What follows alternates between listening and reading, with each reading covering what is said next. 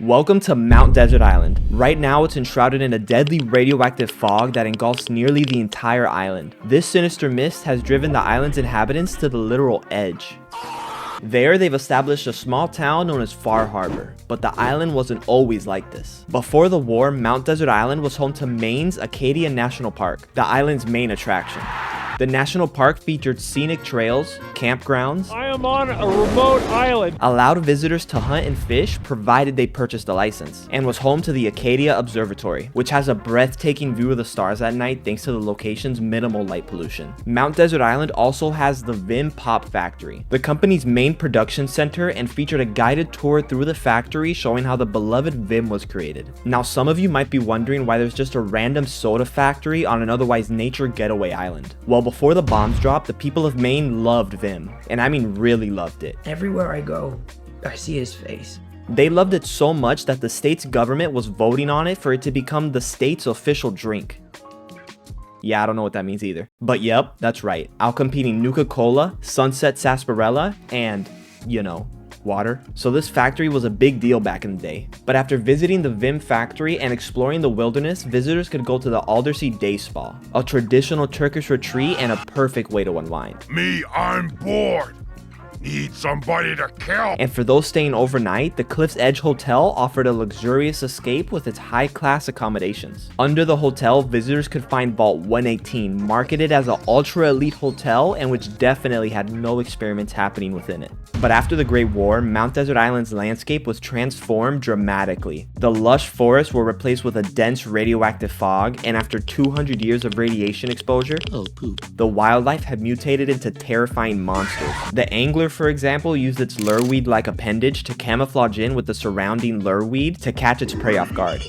The island is also home to the gulper. The radiation mutated the once harmless hellbender salamander into what we see today. And if you're planning to visit Mount Desert Island soon, be sure to look up into the trees every so often. Like the Vietnamese, the gulpers like to use the trees as hiding spots, and they may drop down on you when you least expect it. But it seems the gulper isn't only found in Maine. There are reports of them being seen as far as the West Coast. But these West Coast gulpers seem to have been created from an experiment gone wrong where scientists tried to mix human DNA with that of a radiation-resistant species.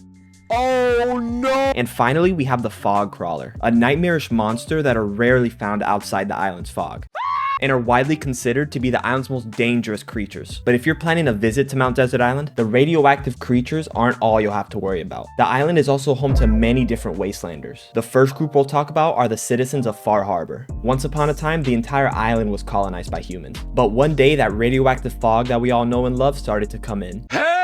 The fog slowly pushed everyone back farther and farther until the only safe space left was the city of Bar Harbor. And yes, I said bar with a B. Bar Harbor is actually a misreading of the city's welcome sign. After the Great War, the B in the Bar Harbor sign had eroded so much that it started to resemble an F. And so when humanity found its way back to the island's surface, the original name was lost and Far Harbor was born. But once these people set up camp, everything wasn't fine and dandy. The fog was still coming, but this time they had nowhere to go. With the fog coming from all angles in the Atlantic Ocean to the east, all they could do was hunker down and accept their fate. Until the Synths of Acadia came to the rescue. Acadia's leader, Dima, was able to build a machine he called the fog condenser. These fog condensers are able to completely stop the progression of the fog and work by turning the fog into a liquid, which comes with the added benefit of being able to use this liquid fog in the creation of sludge packs, which work just like stim packs, but instead of healing wounds, 'tis but a scratch, can help the user focus or numb pain.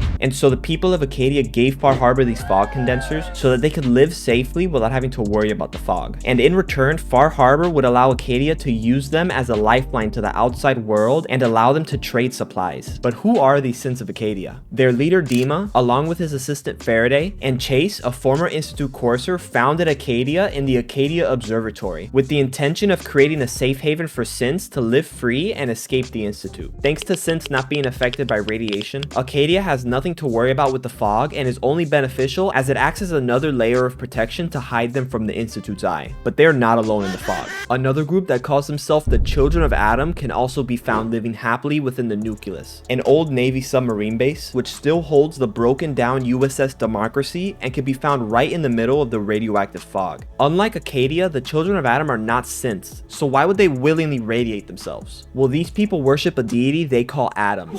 To them, the radiation and therefore the fog are a divine gift from this deity, and that any attempt to push away the fog is seen as disrespectful. The history between the children of Adam and Far Harbor go way back. Today, the tension between these two groups are very high, but long ago, the children of Adam coexisted with the people of Far Harbor. Everything was relatively fine until Alan Lee, a Far Harbor resident, shot a preacher of Adam after he said that it's Adam's will that they lost their land. This statement seemed to be the final straw for the people of Far Harbor, as after that, the children of Adam were banished from ever entering the town because of their dangerous beliefs and their growing aggression.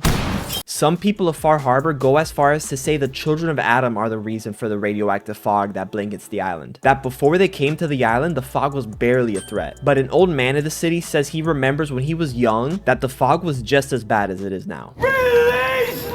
And that people are quick to forget the fog comes and goes like the tide and has nothing to do with the children of Adam. Today, tensions between these two factions are at an all-time high, and Acadia, located right in the middle, is caught in the crossfire. Dima, Acadia's leader, desperate to avoid an all-out war, devised a plan. He would kidnap the leader of Far Harbor, Captain Avery, and replace her with a synth. He did this to have her try and be a voice of reason to the citizens of Far Harbor. Just hear me out, please!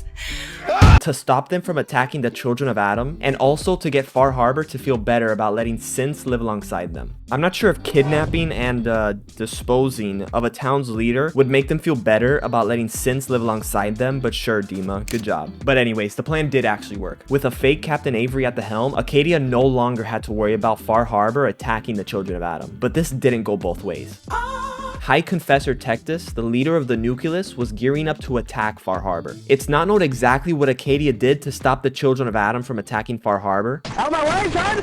Don't stop! But there are rumors that they replaced Tectus with a synth, just like they did Captain Avery, and with control over both factions, steered them away from war. Other rumors suggest that Acadia activated the still functioning nuclear missiles found within the USS Democracy, the old submarine found in the Children of Adam's base, eradicating them. Or that they allowed the Children of Adam to destroy Far Harbor by turning off the fog condensers that was keeping the city safe, letting the fog overtake the city and letting the monsters of the fog in with it. And one not so good rumor for Acadia is that Far Harbor found out what Dima did to Captain Avery, and so they attacked, destroying Acadia. There are many rumors as to the fate of the people on the island, but the only way to know what truly happened is to visit the island for yourself. What I can tell you is that the synths of Acadia have drastically shifted the future of Mount Desert Island for better or worse. And that's everything you need to know about the history of Far Harbor. Thank you to Zippy8250 for the video suggestion. If you have a suggestion for a future video, be sure to let me know in the comments. If you enjoyed the video and want to help me out, why not give it a like? And if you want to be notified when I upload again, don't forget to subscribe and hit the bell. Either way, thanks for watching. Lead us not into temptation, but deliver us